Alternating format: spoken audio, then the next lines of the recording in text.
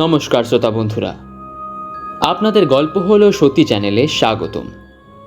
আজ আপনাদের আমি যে গল্পটা শোনাতে যাচ্ছি সেটা সত্যি ঘটনা অবলম্বনে।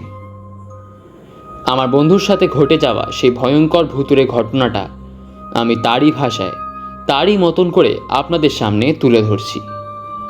তবে চলুন আর দেরি না করে শুরু হচ্ছে আজকের গল্প, টলিগঞ্জের ভুতুড়ে বাড়ি।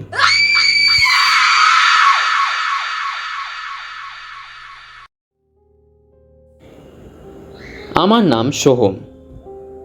এই 2 মাস হলো আমার বিয়ে হয়েছে। এর আগে আমি আর আমার মা একটা ভাড়া বাড়িতে থাকতাম, কিন্তু বিয়ের পর ঠিক করলাম এইবার একটা নিজের বাড়ি কিনতেই হবে। অনেক খোঁজ করার পর টলিগঞ্জের ওখানে নস্করপাড়ায় একটা বাড়ির খোঁজ পাই। বাড়ির মালিক মুর্শিদাবাদ চলে যাচ্ছেন, তাই এই বাড়িটা উনি খুব কম দামে বিক্রি করে দিচ্ছেন। বাড়িটা বেশ বড়, একতলা হলেও জায়গা অনেক। 2টো বড় বড় ঘর, একটা বড় ডাইনিং এরিয়া আর ছোট ছাদও আছে। সামনে আবার অনেকটা জায়গা খালি, সেখানে আমার বউ অনেক ফুল গাছ লাগাবে আগে থেকেই ঠিক করে রেখেছে। বাড়িটা দেখে আমাদের সবারই খুব পছন্দ হয়ে গেল। আমাদের যেরমটা দরকার ছিল ঠিক যেন আমাদের মনের মতন বাড়ি। আমি তাই আর বেশি দেরি না করে বাড়িটা কিনে ফেলি। বাড়িটায় প্রবেশ করার পর প্রথম কয়েকটা দিন সব ঠিকঠাকই ছিল, কিন্তু তারপরই বাড়িটা নিজের আসল রূপটা দেখাতে শুরু করলো। ওই বাড়িতে যাওয়ার পর থেকেই আমার মায়ের শরীরটা প্রায় খারাপ থাকতো। কত ডাক্তার দেখাতাম, কিন্তু কিছুতেই কোনো লাভ হতো না। আমার বউয়েরও কোনো না কোনোভাবে আঘাত লাগতো। হয় কোনো সময় রান্না করতে গিয়ে হাত পুড়ে যেত, আবার সবজি কাটতে গিয়ে নয় হাত কেটে যেত। একবার তো বাথরুমে পা স্লিপ খেয়ে পড়ে গিয়ে কোমরে খুব ব্যথা পেয়েছিল। আমার বউ প্রায় আমাকে বলতো তার মনে হয় কেউ যেন সব সময় ওর ওপর নজর রাখছে, আড়াল থেকে লুকিয়ে লুকিয়ে তাকে দেখছে।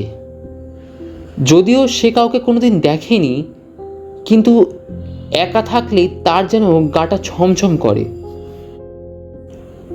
নতুন জায়গা, নতুন বাড়িতে এসেছে, তাই এইরকম মনে হচ্ছে। এই ভেবে ব্যাপারটাকে আমি বেশি গা করিনি।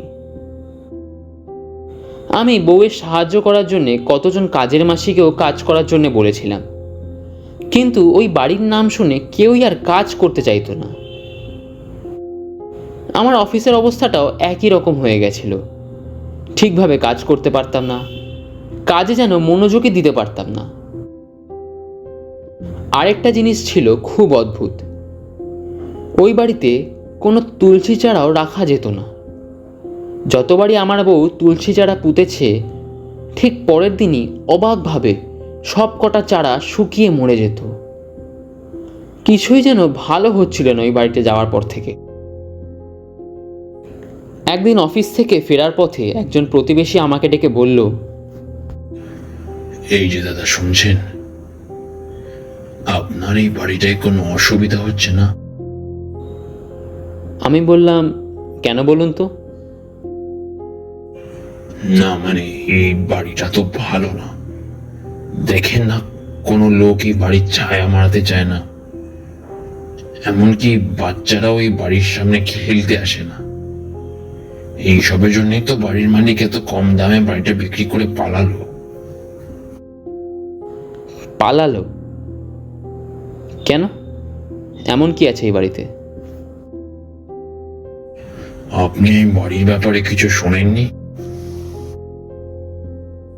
না তো, আপনি কি বলতে চাইছেন একটু খুলে বলুন তো। লোকটা কি যেন মনে মনে ভেবে বলল, না সেরকম কিছু না, লোকের মুখের কথা শুনেছি বাড়িটায় কেউ থাকতে পারে না, তাই বললাম আর কি। লোকটার কথায় স্পষ্ট বোঝা গেল সে যেন কিছু একটা আড়াল করে গেল। আমি আর ওনার সাথে বেশি কথা না বাড়িয়ে চলে আসি। মনে মনে খুবই দুশ্চিন্তা হচ্ছিল। একটা কথা তো সত্যি, এই বাড়িটায় আসার পর থেকে একটার পর একটা সমস্যা যেন লেগেই আছে। কি এমন আছে বাড়িটায়, লোকেরাও যেটা বলতে ঘাবড়াচ্ছে? এই বাড়িটা কিনে আমি কোনো ভুল করলাম না তো? বাড়িতে ফিরে এই ব্যাপারটা কাউকে আর জানালাম না। এমনি সবার মন খুব খারাপ, তার মধ্যে এইসব বলে আরও চিন্তা করবে। সেই দিনের আগে অবধি ভূত প্রেত ঠাকুর এসব কিছুতেই আমার বিশ্বাস ছিল না। আমার মা বউ ঠাকুর মানলেও আমি একদমই মানতাম না। তাই জন্যে ঘরে ঠাকুরের ছবি নেই বললেই চলে। তবে এত কিছু হওয়ার পর সবাই ঠিক করি ঘরে একটা গৃহশান্তির পুজো করাবো। ভালো একটা দিন দেখে পুরোহিত ঠিক করলাম। তবে তখনও আমরা জানতাম না সামনে আমাদের জন্য কি অপেক্ষা করে আছে। পুজোর আগের রাতে আমরা সব জোগাড়যন্ত্র করে ঘুমাতে গেলাম। সকালে পুজো, তাই তাড়াতাড়ি সবাই শুয়ে পড়েছিলাম। আর এর কিছুক্ষণ পরই শুরু হলো সেই অভিশপ্ত রাতের কান্না।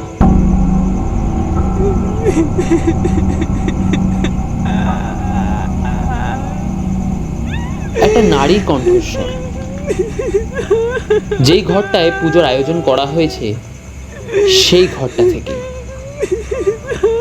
স্পষ্ট ভেসে আসছে কান্নার আওয়াজটা, ফুপিয়ে ফুপিয়ে, চাপা স্বরে। আমরা সবাই একে অপরের দিকে চেয়ে রইলাম।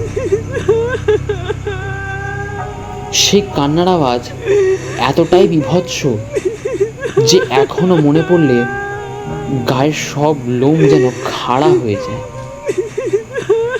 আমি খাট থেকে নেমে দেখতে যাব, তখনই সবাই আমাকে নিষেধ করলো। আমারও বুকের ভিতরটা কিরকম শুকিয়ে এসেছে তখন। আমি খাটে বসে বসেই চিল্লে বললাম, কে ওই ঘরে, কে কাঁদছে? তখনই হঠাৎ কান্নার আওয়াজটা থেমে যায়, আর একটু পরে শুনতে পেলাম জিনিসপত্র ছোড়ার আওয়াজ।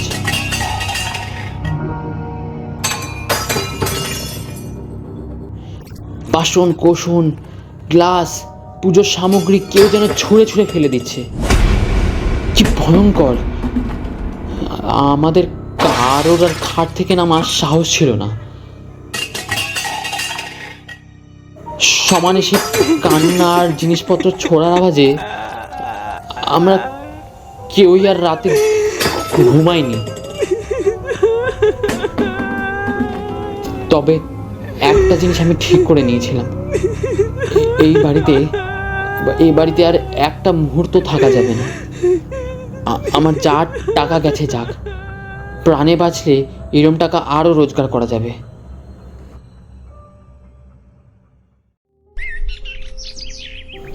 সকাল হতেই আমরা ব্যাগ গুছিয়ে বেরিয়ে যাই ও বাড়ি থেকে। ওই বাড়ির ত্রিসীমানাতেও আর যাইনি কোনো দিন। অনেক কম দামে এই বাড়িটাকে প্রমোটারকে দিয়ে দিয়েছিলাম। লস হয়েছিল অনেক টাকার, কিন্তু আমার কিছু করার ছিল না।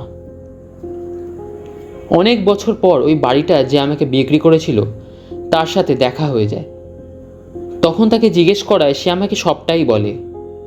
ক্ষমাও চায় আমার কাছে আমাকে না জানিয়ে বাড়িটা বিক্রি করার জন্যে। আসলে ওই বাড়িটা উনিও একজনের থেকে কিনেছিলেন। ওই বাড়িতে আগে একটা দম্পতি বাস করত। তাদের 5 বছরের একটা সন্তানও ছিল। তবে বাচ্চাটির গুরুতর একটা রোগ ধরা পড়ে। অনেক চেষ্টা করেও বাচ্চাটাকে ওরা বাঁচাতে পারেনি। সন্তান হারানোর শোকে বউটা ওই বাড়িতেই গলায় দড়ি দিয়ে আত্মহত্যা করে। বরটা তাই ওই বাড়িতে একা থাকতে পারতো না। তাই জন্যেই বাড়িটা বিক্রি করে উনি কোথায় চলে গেছেন তা আজও কেউ জানে না।